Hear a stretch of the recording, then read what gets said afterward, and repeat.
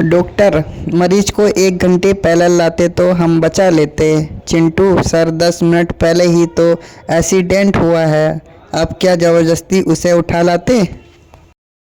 बस में कॉलेज की लड़कियां चढ़ने से बस भर गई और पप्पू नीचे रह गया। कंडक्टर, नो मोर नो मोर।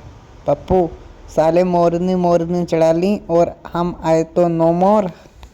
मरीज, डॉक्टर साहब, आपने पर्ची के पीछे जो दवा लिखी है वह पूरे शहर में कहीं नहीं मिल रही। डॉक्टर, अरे पागल, वो तो मैं अपना पेन चलाकर चेक कर रहा था।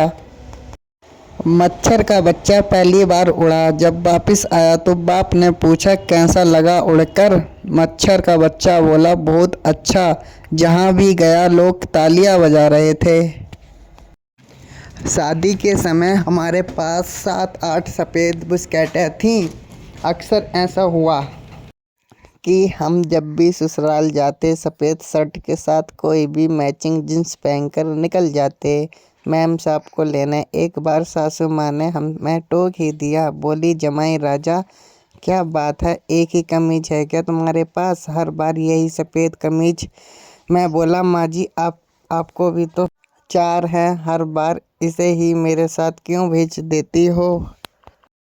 पत्नी को उदास देखकर मैंने पूछा, तुम इतने उदास क्यों लग रही हो, गुमसुम बैठी हो, क्या सोच रही हो। पत्नी बोली, नहीं ऐसी कोई बात नहीं है, बस कुछ दिनों से मुझे यह चिंता सता रही है कि आखिरी क्या कसर रह गई है मेरी कोशिश में, जो शादी के इतने सालों बाद भी तुम मुस्कुरा लेते हो। एक सरदारनी बेहोश हो गई। डॉक्टर, ये तो मर गई है। जब तुमको जलाने लगे तो वो उठ बैठी और बोली मैं जिंदा हूँ। सरदार चुपचाप पड़ी रह गवार, तू डॉक्टर से ज़्यादा जानती है क्या, जलाओ जी जलाओ।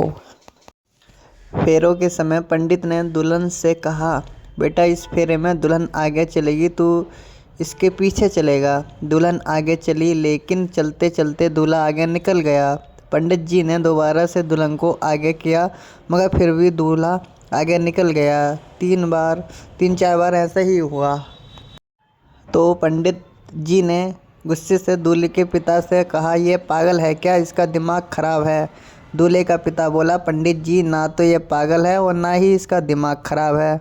दरअसल यह एक ड्राइवर है और इसे ओवरटेक करने की आदत है।